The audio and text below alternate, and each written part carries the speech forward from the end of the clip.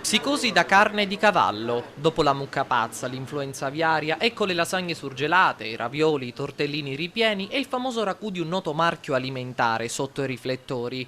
Immediate le ripercussioni sui consumatori, sempre più allarmati per la qualità dei prodotti. Stringendo l'obiettivo su Agrigento, la psicosi della carne di cavallo sta cambiando il modo di fare spesa. In tanti preferiscono preparare, ad esempio, la pasta ripiena in casa. No, carne da cavallo no, ma il ragù sì lo compravo, per ora no, per ora abbiamo sospeso.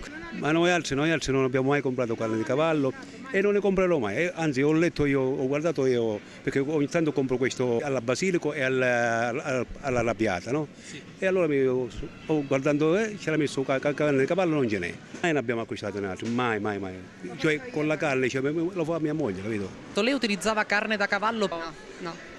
E ha saputo che sono coinvolti anche dei marchi famosissimi e lei li acquistava prima e adesso non li acquista più o comunque non era... Non ne acquisto di queste cose.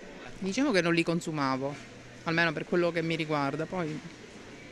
Quindi consumarli, a maggior ragione visto quello che ho sentito per televisione. No, non uso mangiare carne di cavallo, non piace in casa, quindi... Compro di queste cose. Guardi, io non sono una manciona di carne, quindi dove la prendo io è sicura. Ha saputo che sono stati coinvolti in questa bufera anche alimenti tipicamente utilizzati come il ragù già pronto, la pasta ripiena. Ecco, lei non li utilizza più o... No, no, no. Se la compravo non la compro più. È giusto così. Sapendo il pericolo che c'è non è che la vado a comprare, me la faccio in casa.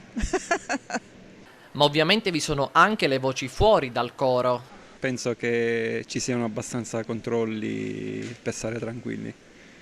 Rassicurante l'addetto al banco carni, la gente è più scrupolosa nell'acquistare la carne di cavallo, ma l'acquista comunque. Ma chiedono praticamente, vogliono informazioni perché c'è stato l'allarmismo, diciamo, comunque qua da noi chiedono, però siccome la gente sa dove viene a comprare quindi non ci sono problemi qua da noi. Che cosa le chiedono principalmente? Ma per lo più chiedono sulle preparate, se sono sicure o meno, però altre carni no, assolutissimamente, da noi tanto allarmismo non c'è da noi. Quindi comunque lei non ha notato una diminuzione nell'acquisto della carne da cavallo, cioè qui ad Agrigento lei può assicurarci che comunque l'acquisto è cambiato modalità magari nel chiedere più spiegazioni, però quantitativamente non è cambiato nulla? No, non credo, non credo.